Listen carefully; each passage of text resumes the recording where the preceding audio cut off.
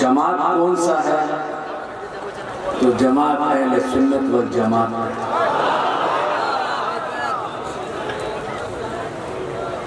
آج سے 250 سال پہلے 4 بزرگ ہندوستان آئے تھے چین سے، ان کو سلسلہ نقشبندیہ مجددیہ میں بیعت کیے، خلافت دیے۔ ان 4 میں 3 امام تھے، تینوں کو اجازت و خلافت ملی، چوتھا ایک شخص ایوب نام تھا، وہ صرف بیعت ہو کے مرید ہو کے واپس گئے ہندوستان سے۔ یہ 3 شخص جس کو خلافت ملی تھی ان کا نام ہے سید داؤد رحمۃ اللہ علیہ، شاہ کمال الدین نقشبندی رحمۃ اللہ علیہ، شاہ شمس الدین رحمۃ اللہ علیہ۔ یہ 3 خانقاہ 250 سال سے چین میں موجود ہے آج تک۔ چین کے کمیونسٹ پارٹی اس وقت چین دنیا میں بہت پاورفل کنٹری ہے۔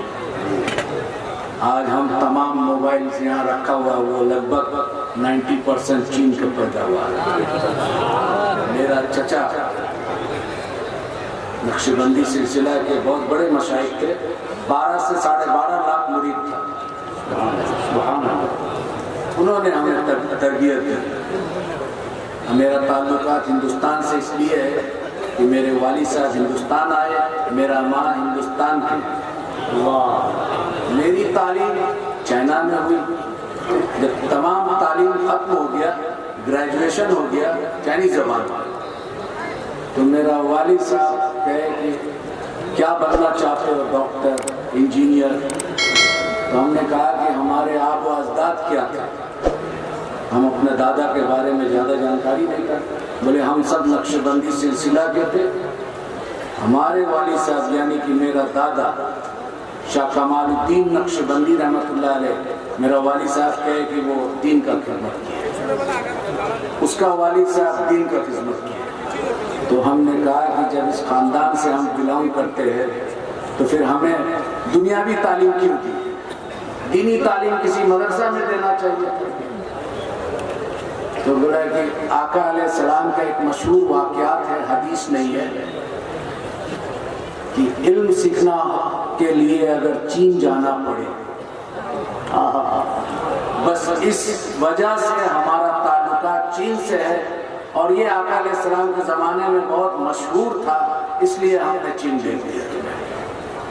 بہرحال تب میرا شوق اور ذوق امام ربانی مجدد افسانی رحمۃ اللہ علیہ پہ ہوا کہ سلسلہ نقشبندی مجددی کا بانی جو ہے امام ربانی مجدد افسانی رحمۃ اللہ علیہ۔ تو جس شخص کے بارے میں جانتا نہیں، ان کے مزار میں جا کر کس طرح تعظیم اور تکریم کیے میں نہیں جانتا، اس لیے میں نہیں جانتا۔ پہلے اس شخص کے بارے میں جان لی، پھر اس کے بعد تو میں اسٹڈی کرنے لگا، اردو پڑھنے لگا، پھر بہت جلدی پڑھا، کیونکہ بڑا جب شوق ہوتا ہے کسی لینگویج کو سیکھنے کے لیے تب اللہ تعالیٰ بھی مدد کرتا ہے۔ وہ دین کا معاملات تھا، تصوف کا معاملات تھا، تو بہت جلدی یہ مرحلہ ختم ہوا۔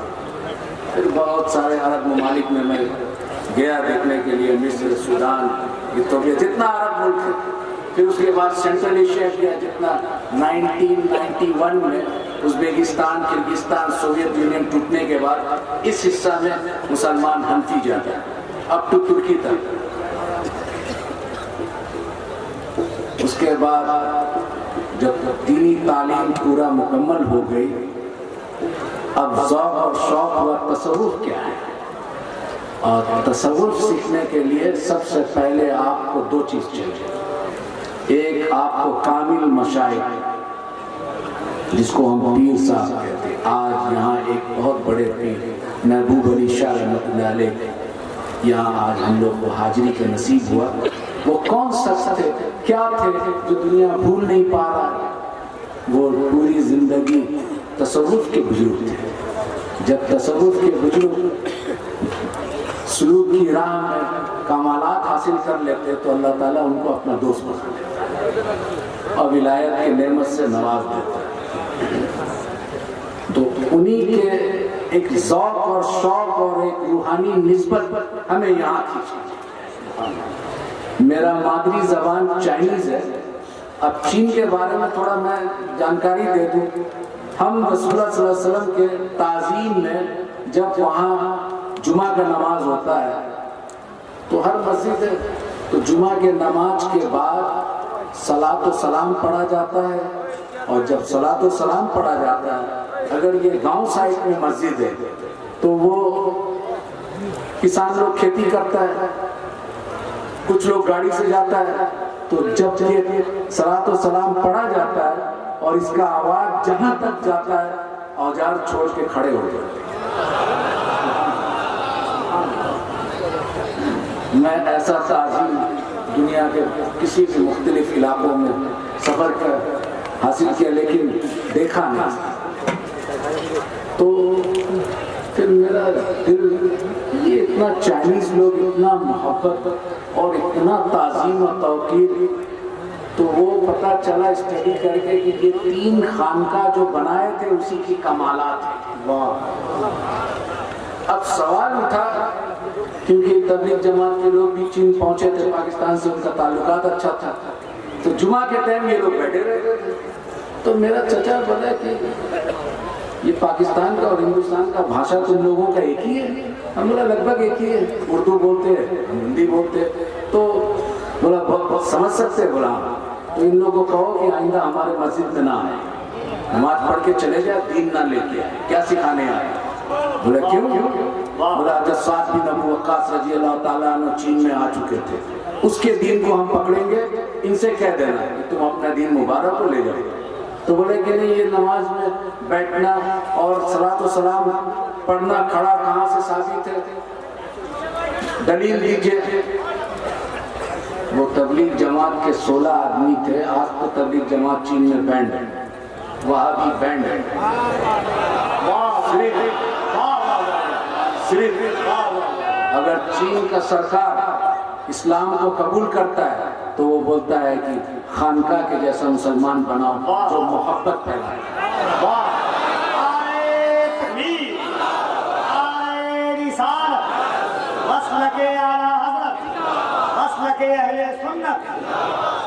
اب سوال ہے، عرب میں دیکھتے ہیں لوگ، عرب سے اسلام آیا، صحابی عربی تھے، تابعین عربی تھے، تبع تابعین عربی تھے، آقا علیہ السلام عرب میں آئے، تو عرب میں خارجی بھی آیا تھا، رافضی بھی آیا تھا، متجلہ فرقہ جو ہے عرب میں آیا تھا۔ یہ تمام شیعہ جو حضرات ہے، ہمارا کوئی بات نہیں ہے، ہمارا عقائد میں اختلاف ہے، لیکن یہ سب یہاں عرب میں آیا، ہندوستان میں نہیں آیا۔ تو سوال اٹھا، جب اسٹڈی کیا تو یہ لوگ زیادہ جو اہل سنت سے نکلے، مین اسٹریم اہل سنت ہے سواد اعظم، لیکن اس سے جو ساخے نکلا مختلف فرقوں میں بٹا، وہ تمام کے تمام فرقہ قرآن سے دلائل دیتے۔ اب یہ تبلیغ جماعت کے لوگ بولتے ہیں کہ کھڑا ہو کے ثابت کرو، یہ کرو، وہ کرو۔ تو ہم نے اس کو پوچھا، جواب دیا، دیکھیں میرا چچا یہاں کے یہ ہے اور پیر صاحب ہے اور وہ پسند نہیں کرتے، لہٰذا آپ لوگ یہاں دین پھیلانے نہ آئے۔ کیوں؟ آپ دلیل سے بات کیجئے۔ آقا علیہ السلام امام شافعی نے اس کی جواب دے دی۔ امام شافعی رحمۃ اللہ علیہ فرماتے ہیں کہ ہم بدعتی امتیوں سے حدیث لینا بند کرتے ہیں۔ تو امام شافعی رحمۃ اللہ علیہ سے سوال کیا، یا محمد بن ادریس الشافعی، یا امام شافعی، امت میں بدعت کرنے والا، بدعت پھیلانے والا کون ہے؟ بولتا ہے تمہیں معلوم نہیں؟ امت میں بدترین امت وہ ہے جو آقا علیہ السلام کی تعظیم کے لیے دلیل کے قائل ہے، دلیل ڈھونڈتا ہے۔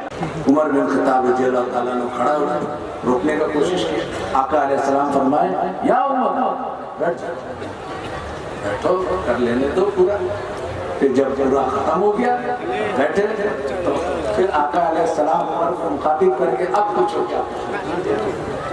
تو جب عمر بن خطاب پوچھے جسے یہ کیا کرتے، وہ جواب سن لیجیے۔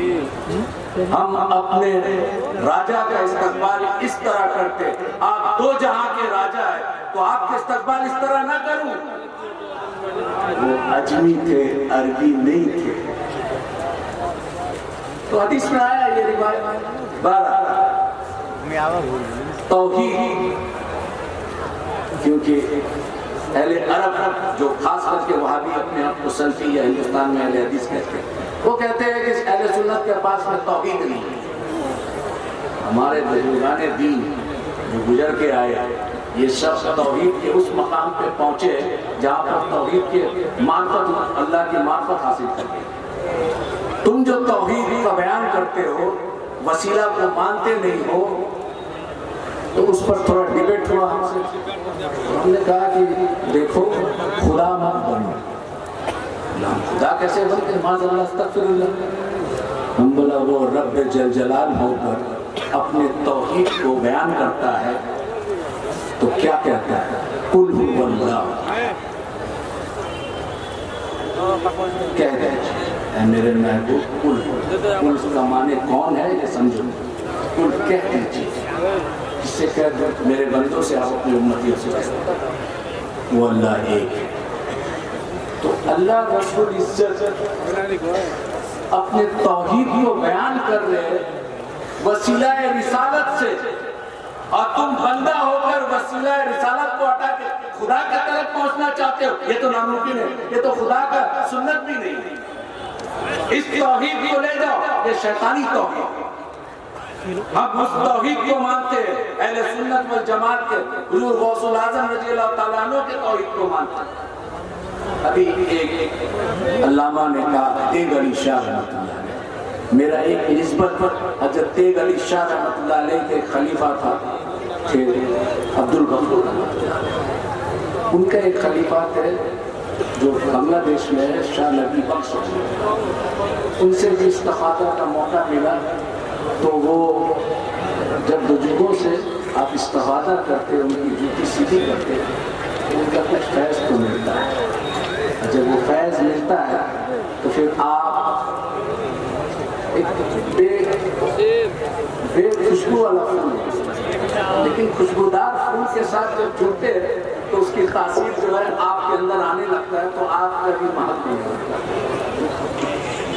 تو یہ توحید چھوڑ دو، کیونکہ رب ہو کر وسیلہ رسالت سے اپنا توحید بتاتا ہے، اور تو بندہ ہو کر رسالت کو ہٹا کے ڈائریکٹ خدا تک پہنچتا ہے. وہ تو خدا کا سنت نہیں ہے، اور تو خدا ہی یہ سنت، یہ توحید نہیں چاہیے. دوسری ایک بزرگان دین کیا سکھا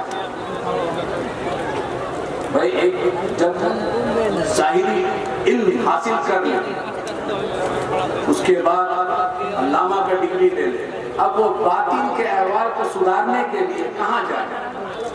تو وہ کسی بزرگ کامل ولی کو تلاش کرتا ہے، بڑا جو بھی سلسلہ ہو.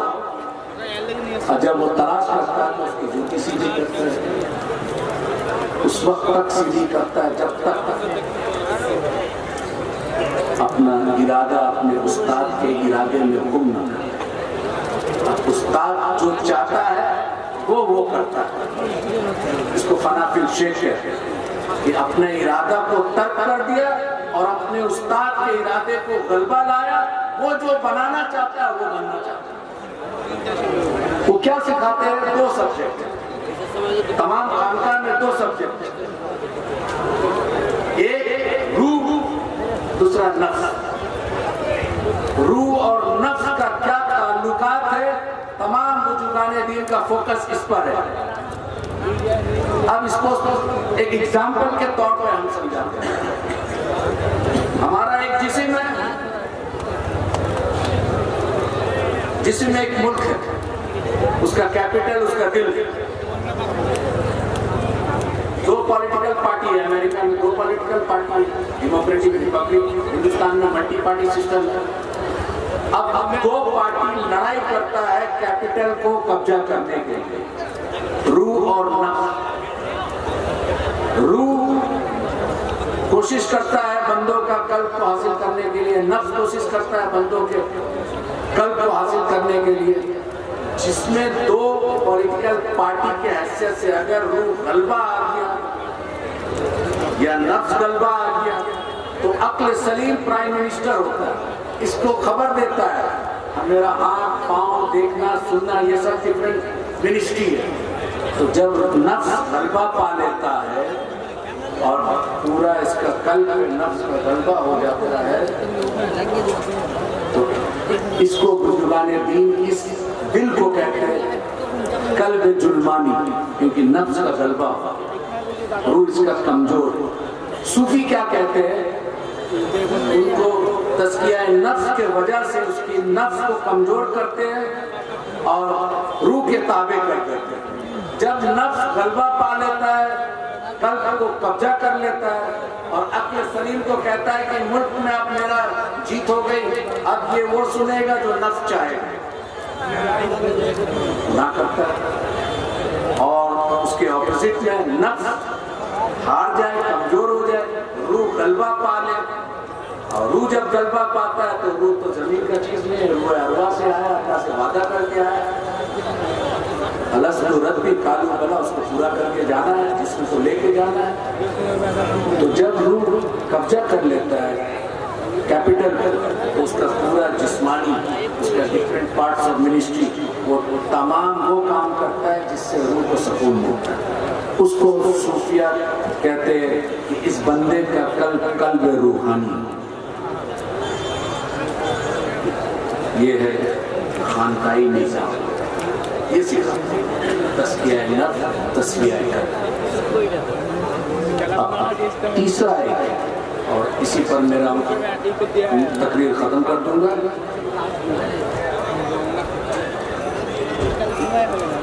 غور سے سنیے آپ، چائنیز زبان میں لینگ فن کہتے ہیں، لینگ فن۔ عزیزہ ملت اسلامیہ، شہزادہ غوث اعظم اولاد رسول حضور سیدی شفاعت میاں صاحب قبلہ کی آمد ہے، استقبال کر لیں پورا مجمع دل لگا کر نعرہ تکبیر، اور ذرا بلند آواز سے نعرہ تکبیر، نعرہ رسالت، حضور سیدی شفاعت میاں صاحب قبلہ۔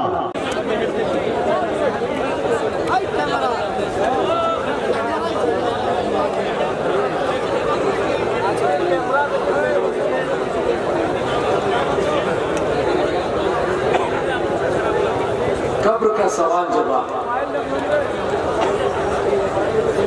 بخاری شریف مسلم شریف میں من ربک ما دینک ما کنتم تقولون فی ھذا الرجل هو محمد رسول اللہ صلی اللہ علیہ وسلم۔ آپ سے قبر میں سوال جواب ہوگا۔ کیا سوال جواب ہوگا؟ آپ سے پوچھا جائے گا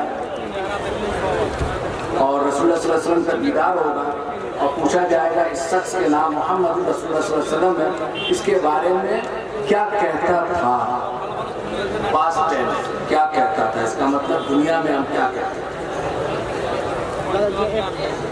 ٹھیک ہے، اب بخاری شریف میں یہ آ گیا ہے کہ آپ قبر کا سوال جواب میں آپ سے پوچھا جائے گا، رسول اللہ صلی اللہ علیہ وسلم کا دیدار ہوگا اور دکھایا جائے گا، اور آپ سے پوچھا جائے گا، فرشتے ان کا نام بھی بتا دیں گے۔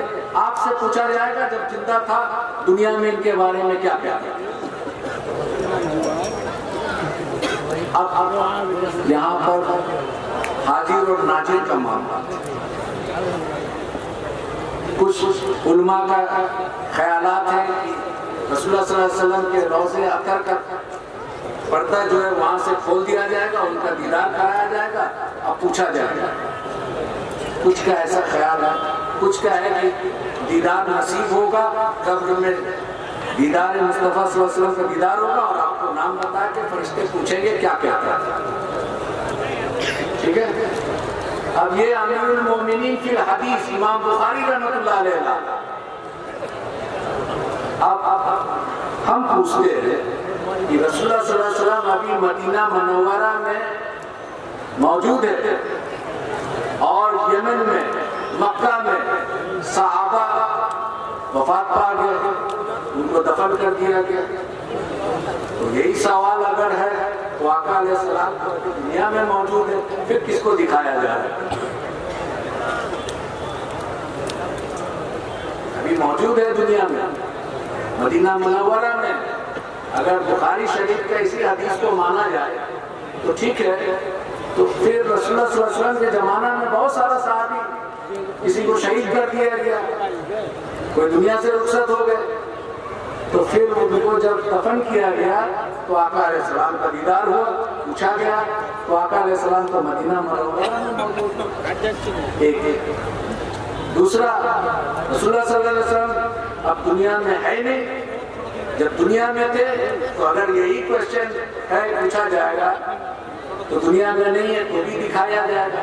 अब वो कहते हैं कि हुजूर अकरम सल्लल्लाहु अलैहि वसल्लम, ठीक है, अभी कोविड का टाइम है, दुनिया में एक ही टाइम में कितने लोग गुजर गए होंगे, कितने लोग का मौत हो गया। सपोज पूरी दुनिया में 10 लाख आदमी एक ही टाइम में मौत हुआ, तो मुल्कुल मौत तो एक है। मुल्कुल मौत का ताकत ये मानते हो कि एट अ टाइम, एक ही मिनट एक सेकेंड में 10 लाख आदमी को पूरी दुनिया से मौत का फरिश्ता रूह कब्ज कर सकता है। ये उनका इख्तियार है, ये उनका पावर अल्लाह ने दिया है। और ये 1 लाख आदमी को एक ही टाइम में दफन कर दिया जाए और एक ही टाइम में उनके नबी रसूलुल्लाह सल्लल्लाहु अलैहि वसल्लम को ज़ियारत भी हो रहा है और पूछा जा रहा है कि इसके बारे में क्या कहता है। तो हर जगह हाजिर और नाजिर नहीं।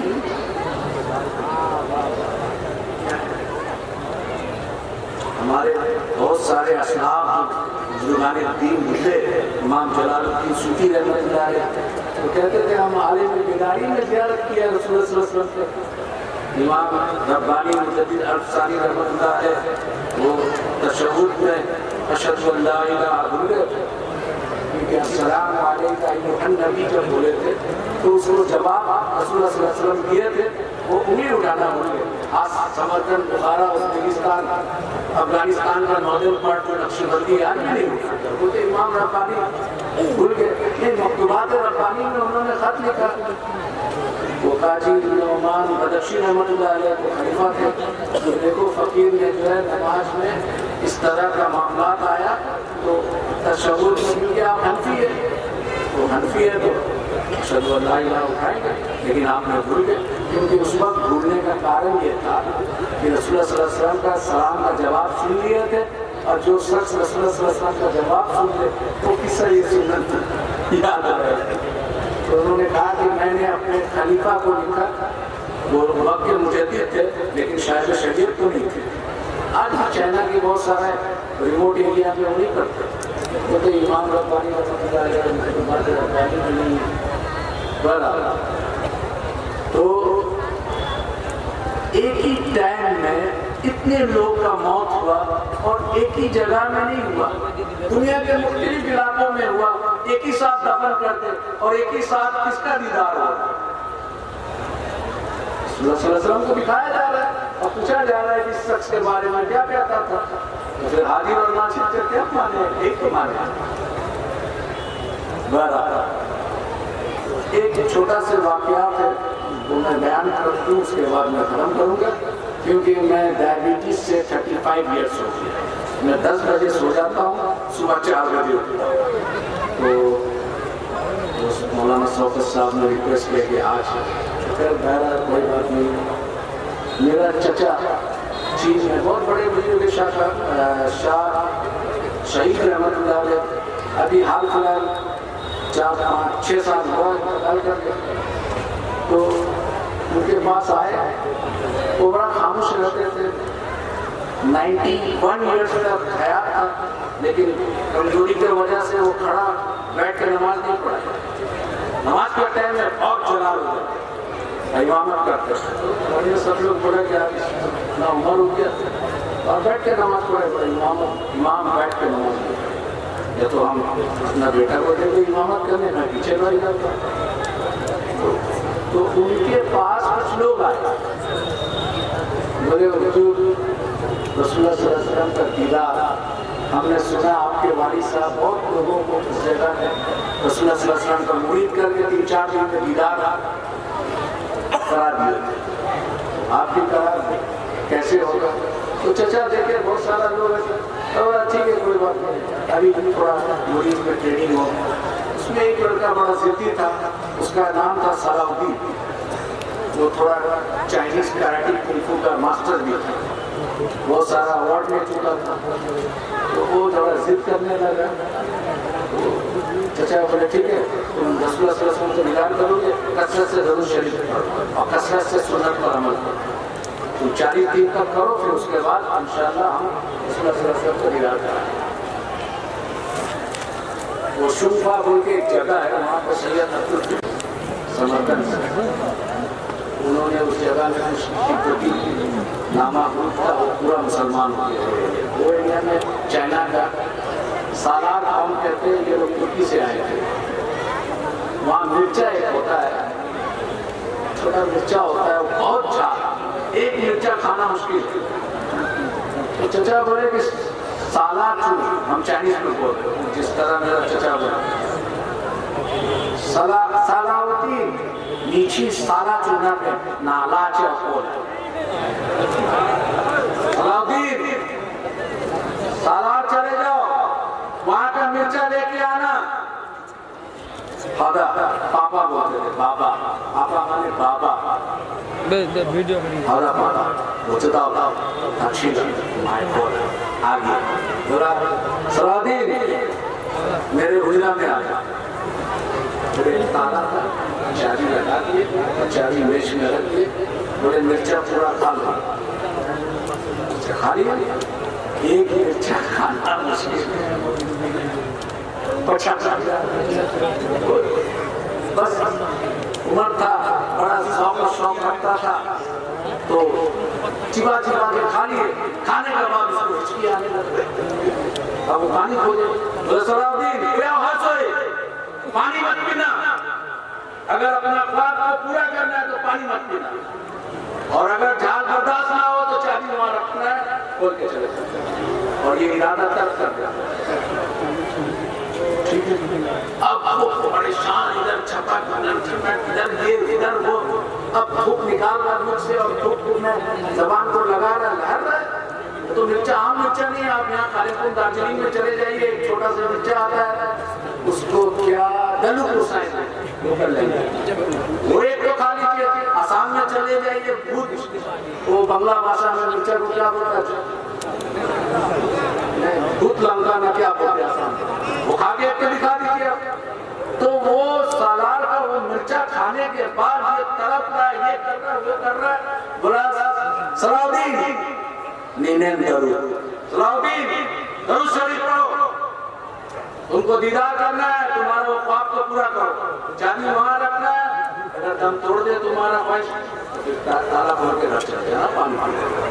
اب وہ کسی طرح سے ایسا کر کے، اور چچا جو ہے زیادہ عمر ہو گیا تو سو گئے. اب پانی بھی سامنے رکھا ہوا ہے، پانی سامنے ہے، پینا ہے نہیں پینا ہے. اور بولا نہیں پی. کسی طرح سے فجر کا ٹائم میں چچا اٹھتے تہجد کے لیے، تو دیکھا یہ کبھی بھی ہو سکے تھوڑا دیر کریے نیند. جب چچا اٹھے آواز آیا وضو کرنے کا، تو وہ اٹھے، سوچے کہ ہم پانی لے کے آئیں گے اور تھوڑا منہ میں ڈال لیں گے. تو جلدی سے چچا کا پانی لے کے آئے لوٹا میں، اور بولے کہ میں بھی وضو کر لوں تاکہ پانی چلے جائے. تو بولا بے شک تم میرے لیے پانی لائے، لیکن تم ابھی وضو مت کرنا. میں کیوں؟ تم ابھی تہجد تو پڑھو گے، رام بھی پڑھیں گے، تو پھر مرچا کا جال ختم ہو جائے گا. بولا نہیں ٹھیک ہے مسجد پڑھ لینا. چچا تہجد سے فارغ ہو کے مسجد میں چلے گئے، امامت کیے. اب وہ پوچھنے لگا، چچا کے حجرہ میں آئے کہ ہم پورا مرچا کھا لیا، پانی نہیں، تالا بھی کھولا نہیں، اس وسلم کا دیدار نہیں ہوا. بولا تم کو نیند لگا تھا؟ بولا تھوڑا دیر کے لیے لگا تھا. کیا دیکھا؟ بولا ہر طرف پانی دیکھ رہے، آسمان سے پانی گر رہا ہے، پہاڑ سے پانی آ رہا ہے، گھر میں پانی ہے، ہر طرف پانی پانی. بولا ہاں ٹھیک ہے الحمدللہ. کل جب مرچا کھلایا تھا تم نے، وہ عام مرچا تو نہیں تھا، سالار کا مرچا تھا. تو تم پانی کے لیے تمہارا मेंटली, साइकोलॉजिकली, तुम्हारा जाहिर, तुम्हारा बातिन, तुम्हारा हर चीज तवज्जो पानी में था। जब तुम्हारा पूरा तवज्जो पानी में था तो ख्वाब में तुम पानी देखा। अब जिस दिन रसूलुल्लाह सल्लल्लाहु अलैहि वसल्लम पर इस तरह का तवज्जो करोगे तो वो रहमतुल लिल आलमीन का दीदार है। वाह